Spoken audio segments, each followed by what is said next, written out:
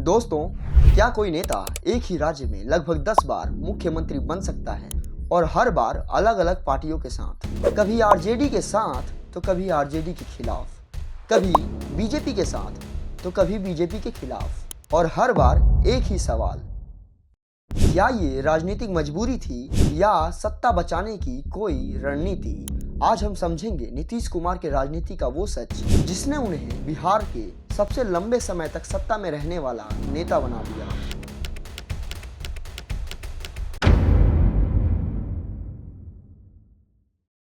दोस्तों, आज की इस वीडियो में हम बात करेंगे बिहार के राजनीति के सबसे दिलचस्प किरदार नीतीश कुमार की। एक ऐसा नेता जिसने करीब 2 दशक से ज्यादा समय तक बिहार की सत्ता पर पकड़ बनाए रखी, लेकिन उसके राजनीति का सबसे बड़ा सवाल है कि उन्होंने आखिर इतनी बार गठबंधन क्यों बदला? क्या ये एक विचारधारा का बदलाव था या राजनीति का सबसे पुराना नियम, सत्ता का गणित? इस वीडियो में आज हम नीतीश के हर बड़े मोड़ को समझेंगे और जानेंगे हर पलट के पीछे की असली कारण। ये बात है साल 1990 के दशक की, जब बिहार पर लालू यादव का दबदबा था, लेकिन उसी दौर में जनता दल के भीतर ही मतभेद बढ़ने लगे। नीतीश कुमार और उनके सहयोगी मानते थे कि राजनीतिक प्रतिनिधित्व में संतुलन होना चाहिए। इसी मतभेद के बाद 1994 में नीतीश ने जॉर्ज फर्नांडिस के साथ मिलकर समता पार्टी बनाई और यहीं से उनका स्वतंत्र राजनीतिक सफर शुरू हुआ। फिर साल 2000 में नीतीश पहली बार बिहार के मुख्यमंत्री बने, लेकिन ये सरकार बहुमत साबित नहीं कर पाई और मात्र 7 दिनों में ही गिर गई।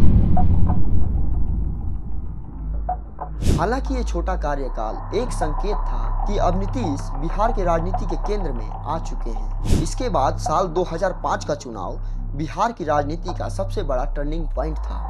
इस बार जेडीयू और बीजेपी ने मिलकर चुनाव लड़ा, जहां चुनाव का मुख्य मुद्दा था कानून व्यवस्था और विकास। जिसके बाद 24 नवंबर 2005 को नीतीश कुमार ने दोबारा मुख्यमंत्री पद की शपथ ली और यहीं से उन्हें एक नया नाम मिला, सुशासन बाबू। उन्होंने अपने 5 साल के कार्यकाल में सड़क, बिजली और प्रशासनिक सुधार जैसे कदम उठाए और इन नीतियों का जोरदार असर 2010 के चुनाव में दिखा, जहां एनडीए गठबंधन ने दोबारा भारी जीत दर्ज की और इसी के साथ नीतीश कुमार की छवि एक विकासवादी नेता की बनी। लेकिन 2013 में राजनीतिक समीकरण फिर बदले, जब नरेंद्र मोदी को बीजेपी ने प्रधानमंत्री पद का उम्मीदवार घोषित किया तो नीतीश कुमार ने एनडीए से अलग होने का फैसला लिया और इसी के साथ 5 करोड़ कोसी राहत फंड भी लौटा दिया और इसका कारण बताया गया राजनीतिक और वैचारिक मतभेद। यहीं से उनकी राजनीति में एक नया अध्याय शुरू हुआ, जिसके बाद साल 2015 में नीतीश ने अपने पुराने प्रतिद्वंदी लालू प्रसाद यादव की पार्टी आरजेडी के साथ गठबंधन कर लिया। हालांकि यह गठबंधन राजनीति का सबसे बड़ा आश्चर्य माना गया, लेकिन चुनाव परिणाम ने दिखाया कि यह रणनीति सफल रही, जहां महागठबंधन ने 178 सीटों से भारी जीत दर्ज की। लेकिन यह गठबंधन भी ज्यादा समय तक नहीं चल सका और साल 2017 में राजनीतिक विवाद, तेजस्वी पर लगे आईआरसीटीसी घोटाला के आरोपों के बीच नीतीश कुमार ने इस्तीफा दे दिया और कुछ ही घंटों में फिर से बीजेपी के समर्थन से सरकार बना ली और यहीं से सोशल मीडिया पर एक नया शब्द चल पड़ा, पलटू राज, जिसे हम आए दिन कहीं न कहीं सुनते रहते हैं। जिसके बाद साल 2020 के विधानसभा चुनाव में गठबंधन जीत गया, जहां जदयू को 43 और बीजेपी को 74 सीटें मिली और यहीं से एक बार फिर सत्ता संतुलन बिगड़ते हुए दिखने लगा और यही असहजता आगे चलकर एक बार फिर पार्टी बदलने की सबसे बड़ी कारण बनी, जिसके पश्चात अगस्त 2022 में नीतीश कुमार ने एनडीए छोड़ दिया और इस बार आरजेडी और कांग्रेस के साथ एक नई सरकार बनाई। नीतीश का ये कदम बीजेपी के बढ़ते प्रभाव को रोकने के लिए रणनीति के रूप में देखा गया, लेकिन क्या राजनीति में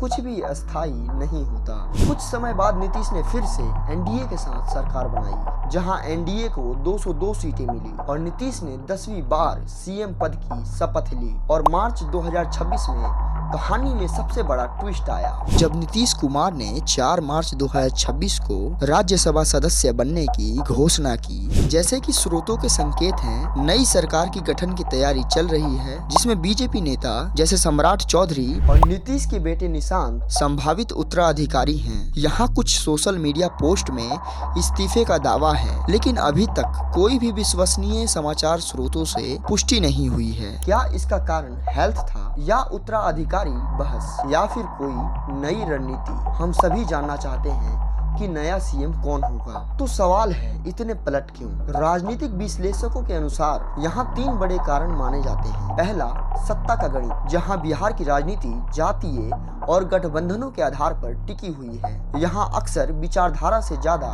संख्या मायने रखते हैं। दूसरा, राजनीतिक संतुलन, यहाँ जब भी किसी सहयोगी दल का प्रभाव ज्यादा बढ़ा तब नीतीश ने एक नया संतुलन बनाने की कोशिश की। तीसरा, छवि और रणनीति, एक तरफ सुशासन बाबू की छवि और दूसरी तरफ राजनीतिक लचीलापन, और इसी संतुलन ने उन्हें लंबे समय तक सत्ता में बनाए रखा। दोस्तों, अगर बिहार की राजनीति को एक लाइन में समझना हो तो शायद यही कहा जाएगा कि यहाँ स्थायी दोस्त या दुश्मन नहीं होते, बल्कि सिर्फ स्थायी हित होते हैं। और इस खेल में नीतीश कुमार अब तक के सबसे बड़े और कुशल खिलाड़ियों में से एक साबित हुए हैं। और अंत में मैं आपसे कहना चाहूँगा, अगर आपको ये वीडियो थोड़ा सा भी इंफॉर्मेटिव लगा हो तो प्लीज़ वीडियो को लाइक करें, ताकि हम आगे भी ऐसी वीडियो लाते रहें। और अगर आप ऐसे ही डीप पॉलिटिकल सीरीज देखना चाहते हैं तो चैनल को सब्सक्राइब जरूर करें। लेकिन ये कहानी यहीं खत्म नहीं होती। बिहार की राजनीति में सवाल अभी भी बाकी है कि क्या भविष्य में फिर से कोई नया राजनीतिक मोड़ आएगा? क्या नीतीश कुमार का अगला फैसला